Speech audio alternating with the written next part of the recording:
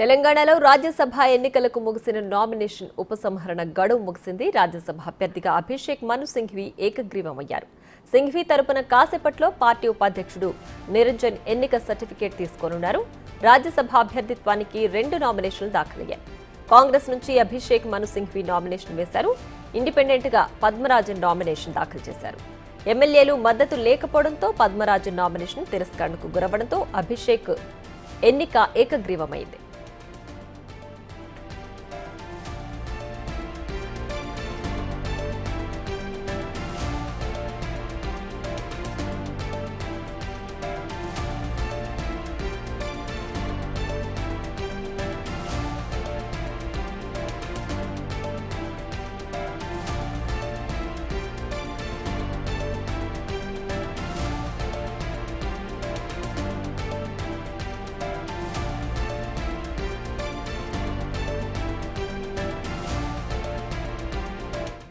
Right, ఇక మరింత సమాచారం మా deputy bureau chief Sadiq phone line అందిస్తారు. సాదిక్, చెప్పండి, రాజ్యసభ అభ్యర్థిగా అభిషేక్ మను సింఘ్వి ఏకగ్రీవమైంది కదా, పూర్తి డీటెయిల్స్ ఏంటి?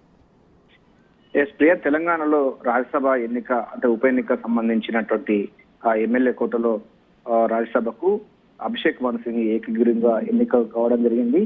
సో నామినేషన్ల ఉపసంహరణ నీటితో ముగియడంతో రాజ్యసభ అభ్యర్థిగాని ఇద్దరే నామినేషన్లు దాఖలు చేశారు.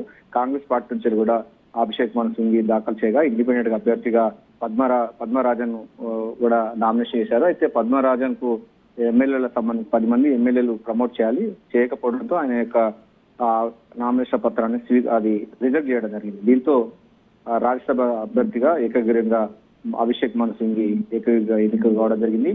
సింఘ్వి తరపున మరి కాసేపట్లో ఎన్నికల సర్టిఫికెట్ ను తీసుకునేందుకు కాంగ్రెస్ పార్టీ సీనియర్ ఉపాధ్యక్షులైనటువంటి నిరంజన్ అసెంబ్లీకి రాబోతున్నారు. ఆర్ఓ ఆఫీస్ దగ్గర వచ్చి ఆయన ఈ యొక్క రిటర్నింగ్ ఆఫీస్ దగ్గర నుంచి అభిషేక్ మను సింఘ్వి గెలిచినట్టుగా సర్టిఫికెట్ తీసుకోబోతున్నారు.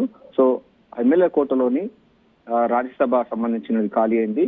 సో ఉప ఎన్నిక అనేది అనివార్యమైంది. కేశవరావు రాజీనామాతో ఉప ఎన్నిక వచ్చింది. ఈ ఉప ఎన్నికకు సంబంధించినటువంటి నామినేషన్ల పర్వం, అదేవిధంగా నామినేషన్ల ఉపసంహరణ అవ్వడం ముగియడంతో ఒకే నామినేషన్ రావడంతో ఏకగ్రీవంగా ఎన్నికైనట్టు రిటర్నింగ్ ఆఫీసర్ ఎన్నికల కమిషనర్ అయితే స్పష్టం చేసింది. ఈ మేరకు అభిషేక్ మను సింఘ్వి ఏకగ్రీవంగా రాజ్యసభకు ఎమ్మెల్యే కోర్టులో గెలుపడం జరిగింది. మరి కాసేపట్లో కాంగ్రెస్ పార్టీ ఆయన తరపున నిరంజన్ వచ్చి సర్టిఫికెట్ తీసుకోబోతున్నారు.